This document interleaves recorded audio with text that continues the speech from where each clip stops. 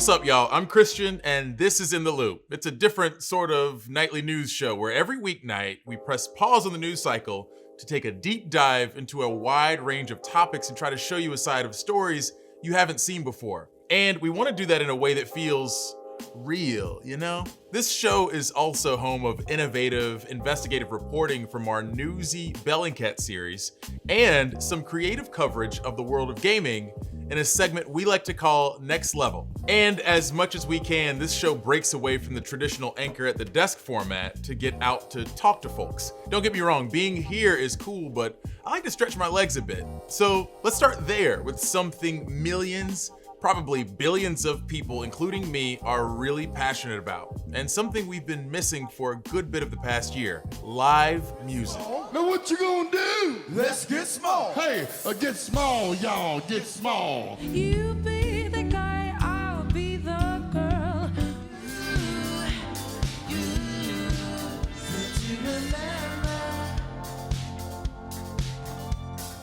I went to one of the most iconic venues in the nation's capital here in DC, the 930 Club, which has hosted everybody from Bob Dylan to, just recently, the Foo Fighters. But it's also a place where up-and-coming artists can break into the playlists of soon-to-be fans. The landscape of live music changed during the pandemic. Venues have added layer upon layer of safety protocols, walking the line to create a space that's welcoming and fun, while also making sure patrons feel safe in a crowd of strangers. For the 930 Club, those protocols include a vaccine mandate.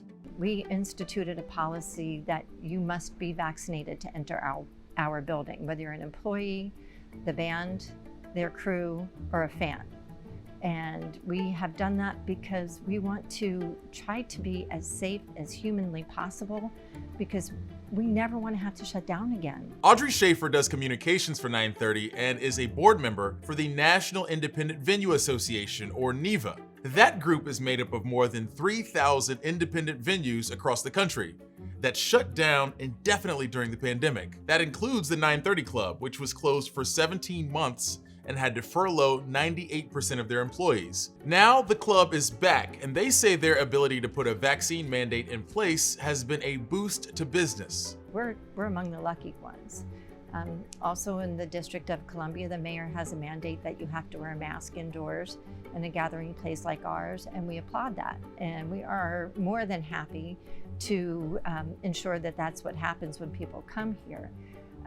We're also lucky that our fans want it too. When we announced our vaccine policy, we got such great feedback because they felt safer to come.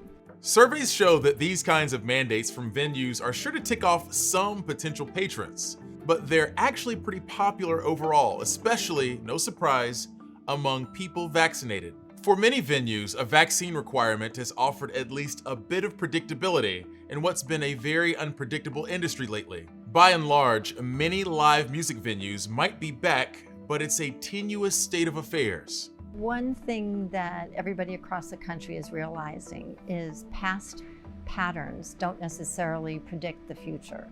So normally you would know that you'd have a couple of shows a year need to cancel, and that was fine. Now it's happening more. Let me hit you with a hypothetical, if you don't mind. We go into the fall and into the winter, and another variant emerges, another surge, and we go on lockdown. What would that mean for a place like 930? I'm not even going to contemplate that. Nope, we can't have that again. We have never been in this situation before. There's not a business book written on it, and so we will have to learn as we go. But I truly believe in my heart of hearts that things are going to change a lot for the better. And if things go sideways, we will adapt to that as well.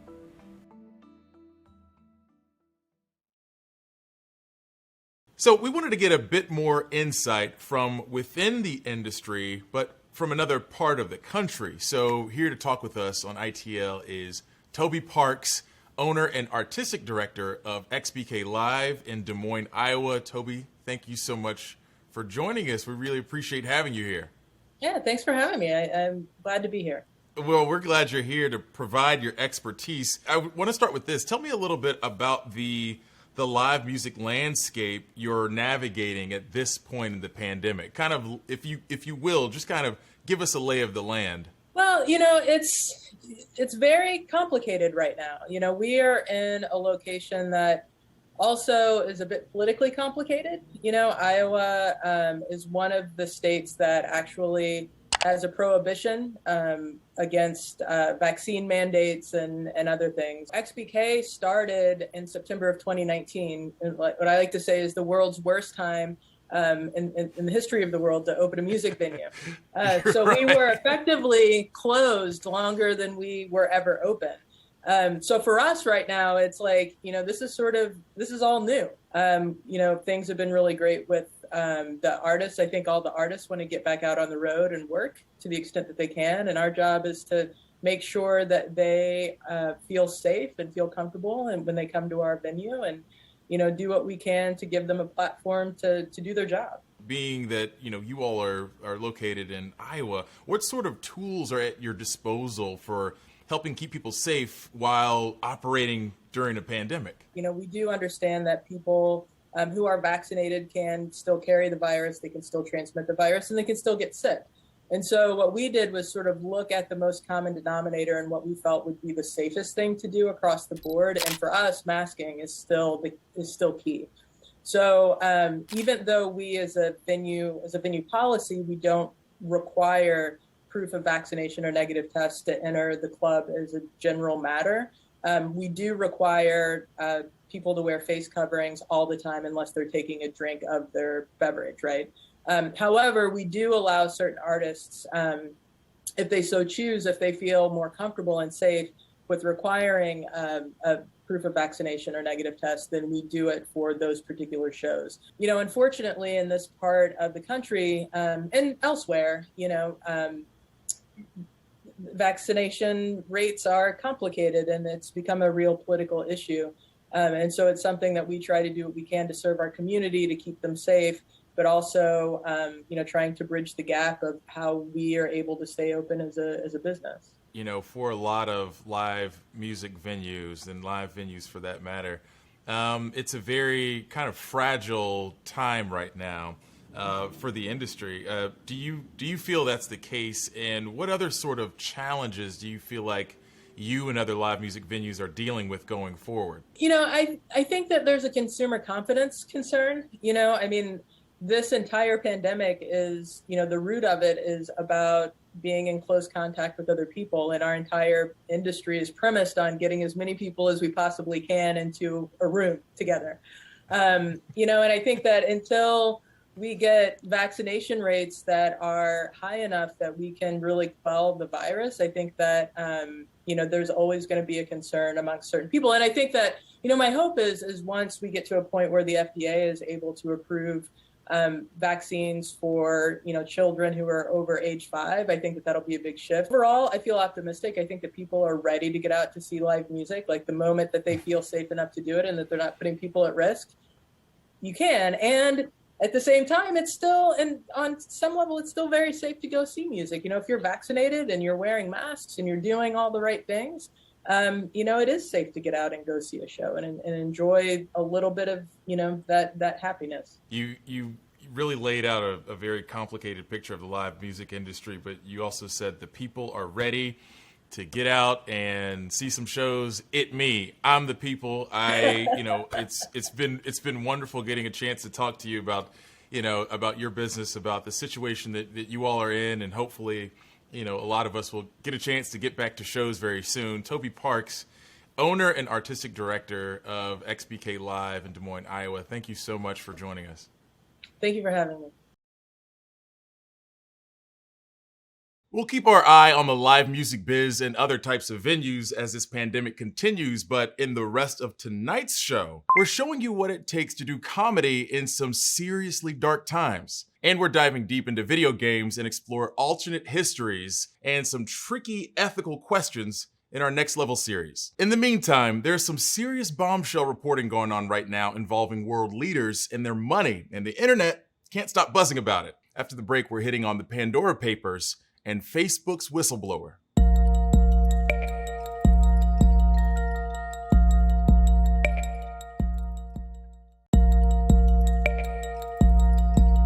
This is the point in the show where we take a moment to tell you what else is going on in the world around us, and it's a little messy. Here's what's trending on social, folks.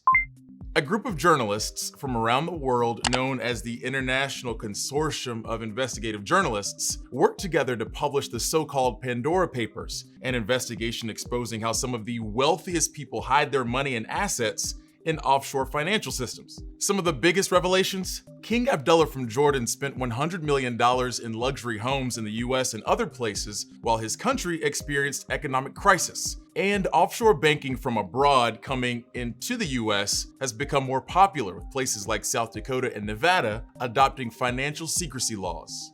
Facebook is back in the hot seat, if they ever left the hot seat, that is. According to a former employee, Facebook's algorithm intentionally shows people posts that make them angry, since that typically causes the most engagement. And that's just the tip of the iceberg when it comes to concerning statements to come out of a 60 Minutes interview with Frances Haugen. She revealed herself as the whistleblower who shared thousands of internal documents with the media and law enforcement. With the testimony in front of Congress scheduled for later this week, we'll likely be hearing a lot more from Haugen. And an already bad day for Facebook got even worse today when the company suffered a worldwide outage for Facebook along with its Instagram and WhatsApp platforms. Basically, the DNS routes for Facebook went missing, meaning it was missing that step that turns the URL facebook.com into a bunch of numbers for an IP address that a device can find. Lady here. We should be out there snacking on bad guys. It looks like the second installment of Sony's Venom movies was worth the wait, at least if you're into grotesque comic book action. The movie, originally slated to come out in October of last year, was pushed back time and time again until finally hitting the big screen this past Friday, and it set a new record for the pandemic-era box office. It racked up just over $90.1 million in domestic ticket sales over the weekend. You know what's almost always trending? A good joke or meme, but a bad joke that doesn't hit well can really make waves. I should know. And nobody wants to be that person. Over the last year, humor and comedy got a whole lot tougher, being in a deadly pandemic and all. We've all heard the quote, "Laughter is the best medicine," but is there ever an appropriate time for jokes when everything is looking so bleak? Newsy's Casey Mendoza talks to some comedic experts about the best ways to get some laughs in these dark times.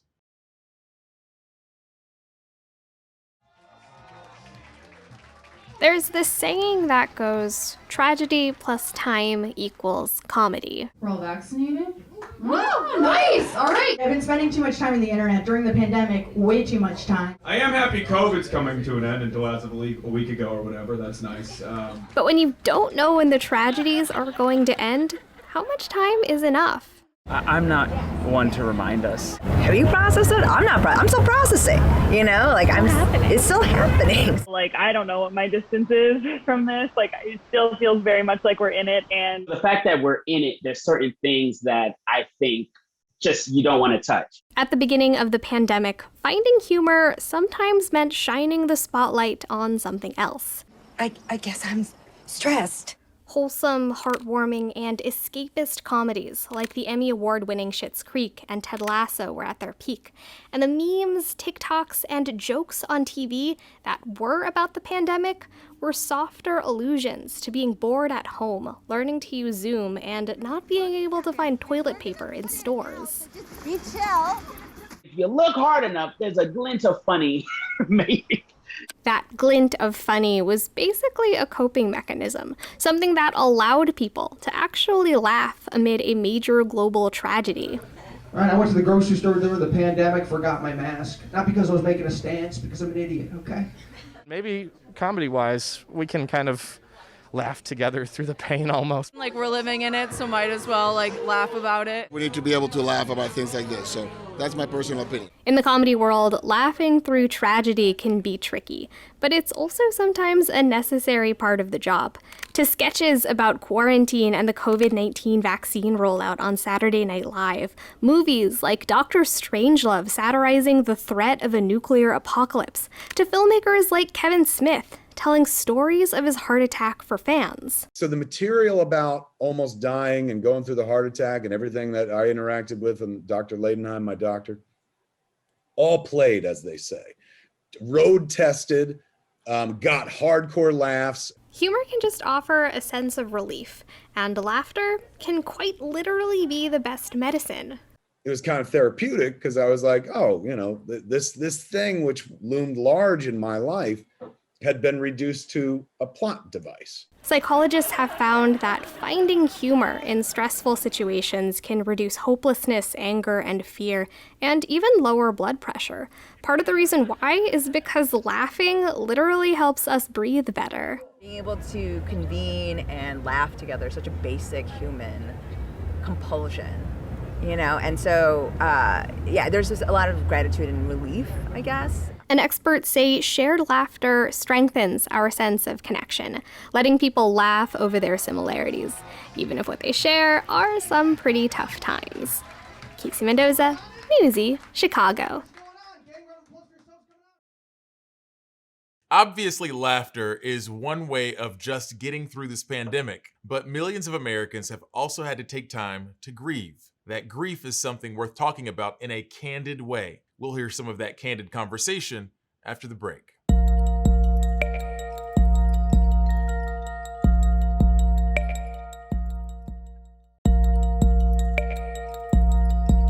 Since the pandemic started, nearly 700,000 Americans have died. The loved ones who are grieving say they feel their loss is harder to process because they are reliving the trauma every day. As you're about to hear in their own words, they say sometimes the pain is even worse when they see others not taking COVID seriously. We bring you this story as a part of our To America series to show you the America you know and the America you might not.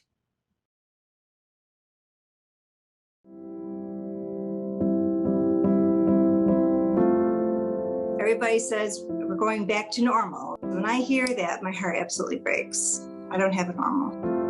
My name is Rocco Deserto. My name is Trina Johnson. I live in Inwood, New York. Long Island, New York. Newberry, South Carolina. Muskogee, Oklahoma. We have some family in Mexico, some family in San Diego. I'm here to share my story about the passing of both of my parents. Never in a million years did I think my brother was going to die. My mom was 63. She had no business dying. It has been the most traumatic experience I've ever had in my lifetime.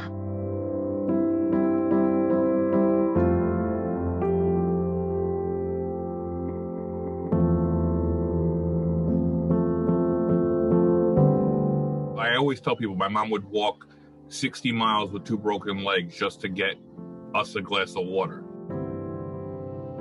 Within a day of being in the hospital, she was in a ventilator. Within 3 days of being on the ventilator, she was dead. We were putting our kids to bed, and it was I got a phone call from the doctor, and he said, listen, your brother is coding. Having family members yourself pass away and you're not able to support your other family members because you're under quarantine. When my father passed away, we weren't allowed to be with him, and he essentially died alone. Her casket did not break the border of the church. She could not be in a church. There are still moments where I feel like it's like it almost never happened because it was so surreal.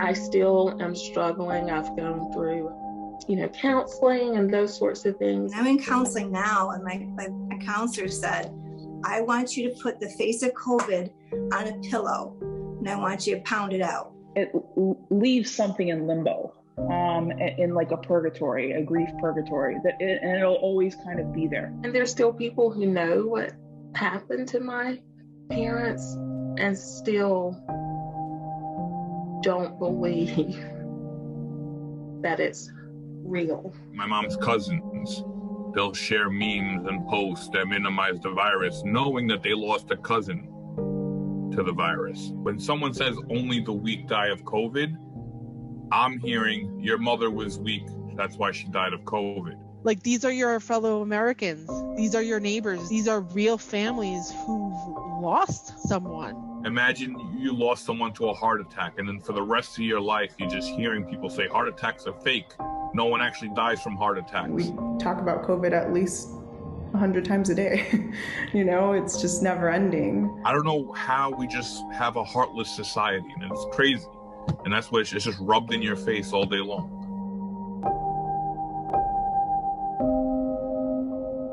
There's my life before COVID and my life after COVID. It's just not a blip. I feel like it's my responsibility as my brother's youngest sister to share his story. I feel like things will never be back to normal. For everybody, but especially, for people who've lost somebody.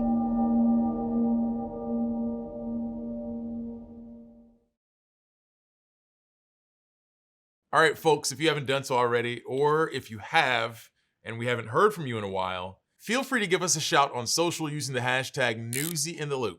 It's our way of keeping track with how y'all feel about the show. It's also a way for us to take our parasocial relationship to the next level.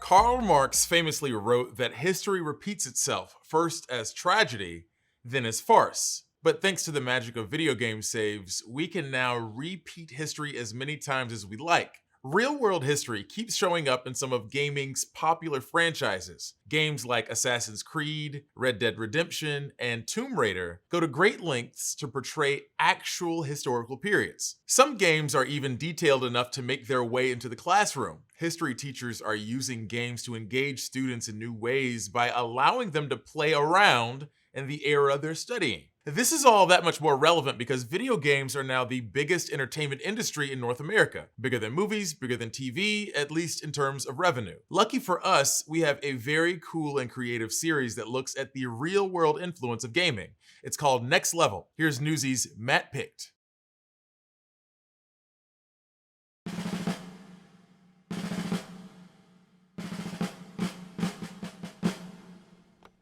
The American Civil War was a time of great strife for our country, but a time of great opportunity for the independent state of Texas.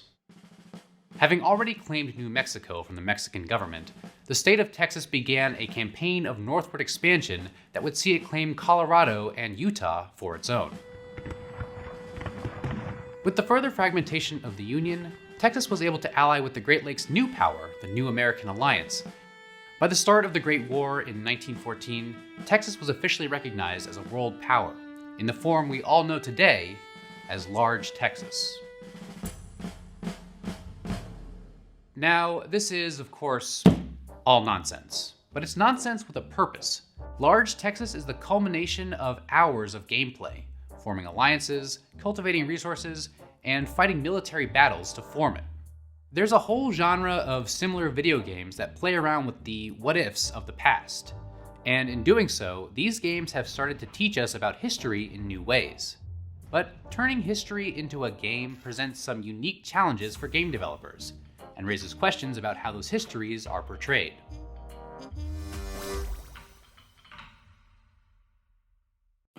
Historical fiction is a well-established genre in video games. I love history, and like the fact that like I'm just horrible at fiction means that it's like kind of like the easiest thing to work from, because you just got all these raw materials there to work with. This is Soren Johnson, a game designer who led the development of the acclaimed strategy game Civilization IV. His independent studio, Mohawk Games, recently released Old World, a game about leading a historical society through antiquity. So you're this kind of like, there's this one city and you've got this world with the Greeks and the Egyptians and the Persians, and you're kind of finding your place in it. Both Old World and Civilization are what are known as 4X games. They force players to explore their environment, expand their civilization, exploit their resources, and exterminate rival civilizations. Old World focuses mostly on dynastic squabbles between ancient kingdoms, while conflict in Civilization can get a bit more advanced. No! No! Progression in these games looks like actual history. Players will uncover actual landmarks, implement authentic technologies, and face similar challenges as the societies their game is based on. Old World in particular models many of its events off of specific moments in history. People do buy the game because they want to feel like they're touching history, right? What I would call is like a historical fantasia. It's kind of like this kind of fever dream of history, right? So chances are the types of history you'll create in these games won't bear much resemblance to the real thing. But that's kind of the point. These games present a version of history that's malleable. By exploring the variables that determine the historical truths of these games, players can have a better understanding of why real-world events unfolded the way they did. This ability to play around with historical realities has sparked a lot of interest in using popular games in the classroom. One teacher at the forefront of these practices is high school history teacher Jeremiah McCall. Thinking about history as something that's not predetermined, but is something that sort of is the result of choices made over time. I think that's something a game can do better than any other medium. McCall is the author of Gaming the Past, a book about teaching history through video games. His website of the same name focuses on analyzing new historical games. One aspect McCall finds useful for education are how a game's mechanics, the tools and challenges they present the player with, can mirror actual history.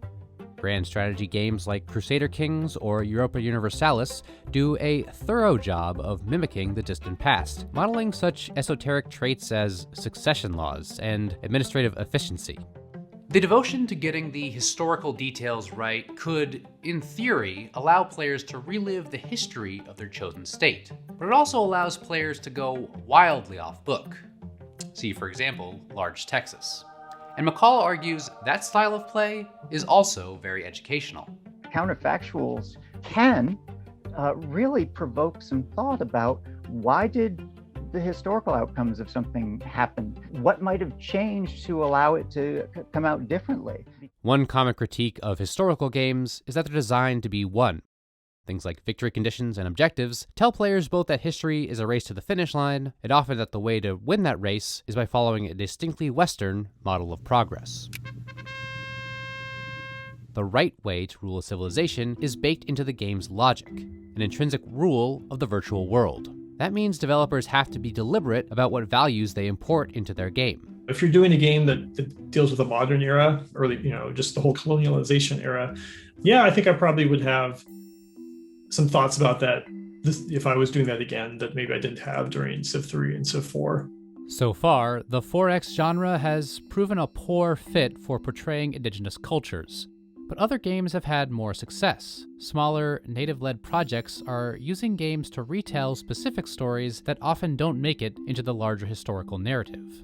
The way the history has been told and been passed on to generations of people is not a complete history. And I think that if people knew and understood that better, were a little more critical about what they're looking at, there would be more calls for more comprehensive history. David Lewis is an assistant professor at Oregon State University and a member of the Confederated Tribes of Grand Ronde. He also contributed to the indie game When Rivers Were Trails, an adventure game about the seizure and division of tribal territory caused by the U.S. Allotment Acts of the late 1800s. When Rivers Were Trails focuses on crafting a specific experience, rather than laying out the historical sandboxes found in 4X games. But even without the empowerment that defines the genre, this game still immerses its players in the history it's retelling. It allows players to make decisions and face consequences from a perspective that often goes overlooked in history classes. Ultimately, video games are still a powerful tool for bringing history to life, offering players new angles on which to view old events. But games are designed to be fun, first and foremost, and it takes real, critical work to ensure the lessons you're taking from a historical game end up being the right ones. To be honest, I'd love to see some alternatives to the history we're currently living through, like here and now. If video games can do that for me, I'm in. We've got more tonight on the real-world impact of innovative tech, but these have a somewhat more practical application. See you on the other side.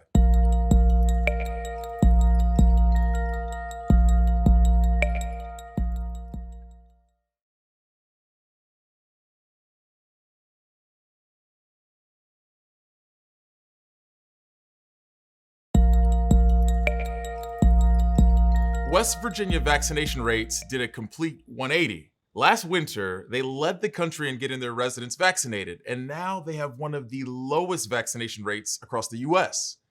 The state had success with older residents, but many younger people are hesitant and feel the vaccine wasn't tested long enough. Newsy is partnering with the Washington Post's video team to bring you more in-depth reporting and analysis, including this story from West Virginia. So today we're going to Sojourners, which is a shelter that houses men, women, and children. This is our 4th week going there. They've been in lockdown because of an outbreak 4 weeks ago. Every time we go to test them, there's another positive. Everyone that we've tested that's been positive are unvaccinated. So we're trying to talk to them about getting vaccinated. Are you guys interested in getting vaccinated? Yeah. As COVID cases have risen nationwide, West Virginia has seen some of the sharpest increases in the country. And in some of the most vulnerable communities, outbreaks can lead to a cascading set of problems.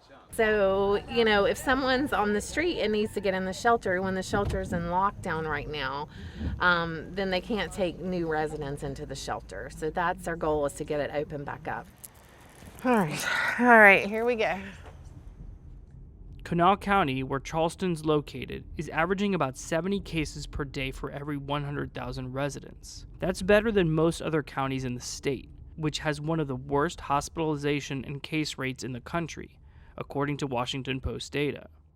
It is hard when you've done this all day, every day for, 18, 20 months, and we can't even move beyond this because we can't get everybody to get vaccinated. It wasn't always like this. Last winter, West Virginia led the country in vaccination rates. We were doing these mass clinics 1 to 2 days a week where we would do, thousands and thousands of people. I remember we would be out in the cold and we were out there vaccinating everywhere we could. High rises here, there, everywhere. People were, do you have vaccine? Can I get vaccine? And then it was just like all of a sudden we kind of hit a wall. Today, just a little more than 40% of eligible West Virginians are fully inoculated, and just 48% statewide have had at least one dose, among the lowest rates in the U.S. That's kind of when the reality was setting in, wow, for me. There's this many people that are vaccine resistant, and there's this many people that are buying into the rhetoric. Now, it's not until I'm you not get 6 anti-vaccine. Right, I know you're not. But the push, sometimes the push is so great, it gives you pause. Well, you get 16 paragraphs into this thing before. Settled notes that while the state has done well with older residents, convincing younger people remains a challenge. Ready? So every time they say no, I try to take that as an opportunity to stop and listen and not judge, but try to educate people about what we're seeing out here. The reality is, it's not what you're seeing on Facebook. It's not what you're seeing on social media, on TikTok. The reality is I don't have to go to the TV to see what's going on. All I got to do is walk out back and see how many people are, being sick. Hi, folks. How we doing today? Every day, Monday through Friday, 8 to 4, we have our testing lines going. We generally have 2 lines for testing, and most of the time it's backed out all the way on the street. Are you here for a booster shot? No. Are you here for a vaccine period, or are you here for testing? Just for testing. Okay. Is there a reason why? Are you guys vaccinated? Okay. Is there a reason you guys aren't interested in vaccine? I just think that it wasn't tested long enough. And you just don't know what it's going to do to your system 5, 10 years down the road. Because Okay. they don't know. While most in line this morning are receiving Hello. their booster shot, How are you today? others are getting their first dose. Doing fantastic. Some peace of mind, just because I know that if I do get it, it won't be as bad. Well, they're saying it won't be as bad, but I'm just nervous altogether. Maybe once I get it, I'll feel better.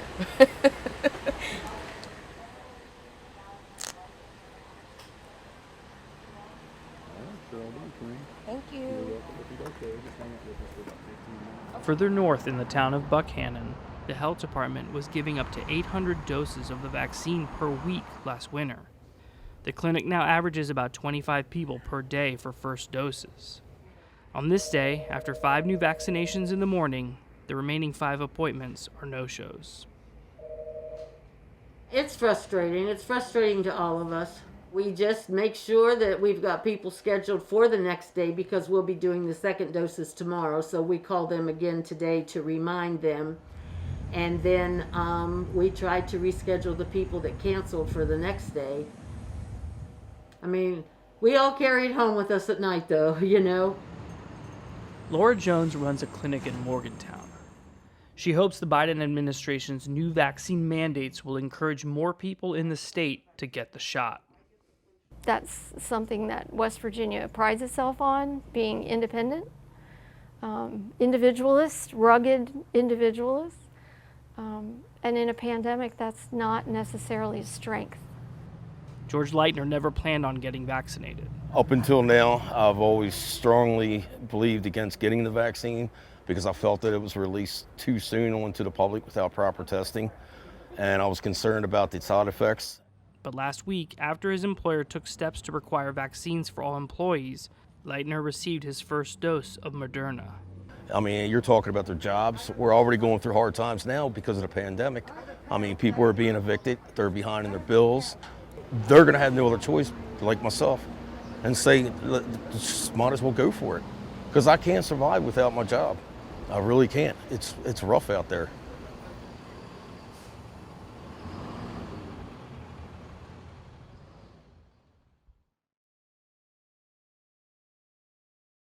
As we've seen, COVID isn't going anywhere just yet. A lot of hospitals are having to put a hold on elective surgeries because they don't have enough beds or staff. While some surgeries can wait, not all of them can, like those waiting for an organ transplant. National reporter Chloe Nordquist tells us more. We basically got pushed to our limit here over the past few weeks, which meant that we had to shut off everything except emergency surgery, not previously like we did, but simply because we didn't have the ICU beds, we didn't have the nursing personnel, and we didn't have the people to adequately take care of patients. Baptist Health Lexington has seen an influx of COVID patients since July. By July 4th, we had gotten down to 3 COVID patients in the hospital, no one in the ICU, and then Delta hit. And within 6 weeks, we had 110 patients in the hospital with COVID. Stressing the system so much, they had to call in the National Guard for help. Any COVID symptoms? Infectious disease specialist Dr. Mark Doherty says they had to make some decisions about who to treat. We had to shut off all elective surgery and only do emergency surgery. The American Hospital Association says pockets of America are dealing with this right now. It really depends on the place. It depends on the extent to which hospitalizations are high. At the start of the pandemic, this is something many hospitals went through. We did see actually a lot of states make the decision to temporarily delay so-called elective procedures, which impacted those in need, like Chase Best. I knew I was going to need a kidney. Actually, I found out when I was in 5th grade space camp. Over time, that need grew. In 2016, he was put on a list to receive a new kidney. In 2019 is really when we found out that things were going to be a lot different from here going forward. In January 2020, his condition got so bad he was put on dialysis. I couldn't be myself because when you have 2 ports hanging out of you, a bag of fluid in you at all times during the day, it's awkward. So they started looking for a donor sooner. His wife planned an elaborate surprise the following month. They all got together and wanted to plan this elaborate unveiling of Chase's kidney donor. Then the pandemic hit. Sure enough, the Friday before my scheduled transplant, which was on a Tuesday, I got a call saying they were postponing it. And that really just deflated me. Chase's surgery was considered elective. Sheer anger. And I wasn't trying to downplay what was going on in the world, but I'm just like, I need an organ. A few weeks later, he received a call from the hospital. Somebody passed away, there's a kidney here, we need an answer. I felt bad because somebody had to pass away for me to get an organ to save my life. Ultimately giving Chase a better quality of life, but not in the way he expected things to go. It's something a lot of patients have experienced while waiting for a delayed surgery. Back at Baptist Health, things are starting to look a little more positive for those in need. Over the last couple of days, we've been able to start opening the spigot on doing non-emergency surgeries. How well are you able to get around now? One of Dr. Doherty's patients, Frederick, was delayed for nearly 2 months. I had knee surgery done last year in February, an infection set in, and Dr. Doherty got involved to try to get the infection under control. Dr. Doherty says just because surgeries aren't life-threatening doesn't mean the patients aren't in pain. And for those still waiting for a procedure, Chase says holding on to hope is crucial. You can't hold grudges against the medical industry. You can't hold grudges against the politicians that make these decisions. The world's working through this one step at a time, you know. I'm Chloe Nordquist reporting. By the way, you can head to Newsy.com for a full guide on how to watch across a wide range of platforms. We know you're second screening already anyway, right?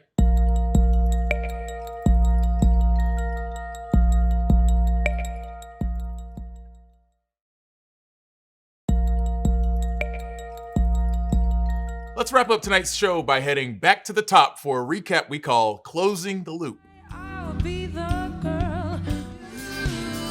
The landscape of live music changed during the pandemic. Venues have added layer upon layer of safety protocols, walking the line to create a space that's welcoming and fun while also making sure patrons feel safe in a crowd of strangers. A vaccine requirement has offered at least a bit of predictability in what's been a very unpredictable industry lately, but it's a tenuous state of affairs. One thing that everybody across the country is realizing is past patterns don't necessarily predict the future. A group of journalists from around the world, known as the International Consortium of Investigative Journalists, worked together to publish the so-called Pandora Papers, an investigation exposing how some of the wealthiest people hide their money and assets in offshore financial systems. Some of the biggest revelations? King Abdullah from Jordan spent $100 million in luxury homes in the US and other places while his country experienced economic crisis. And offshore banking from abroad coming into the US has become more popular, with places like South Dakota and Nevada adopting financial secrecy laws. Facebook is back in the hot seat if they ever left the hot seat, that is. According to a former employee, Facebook's algorithm intentionally shows people posts that make them angry, since that typically causes the most engagement. And that's just the tip of the iceberg when it comes to concerning statements to come out of a 60 Minutes interview with Frances Haugen. She revealed herself as the whistleblower who shared thousands of internal documents with the media and law enforcement. With the testimony in front of Congress scheduled for later this week, we'll likely be hearing a lot more from Haugen. And an already bad day for Facebook got even worse today when the company suffered a worldwide outage for Facebook along with its Instagram and WhatsApp platforms. Lady, we should be out there snacking on bad guys. It looks like the second installment of Sony's Venom movies was worth the wait, at least if you're into grotesque comic book action.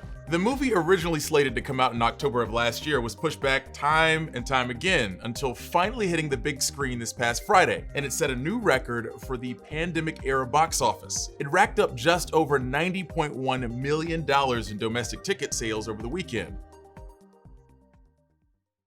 I'm Christian Bryant. That's it for Newsies in the Loop. Be sure to check us out the rest of the week. Evening Debrief is next.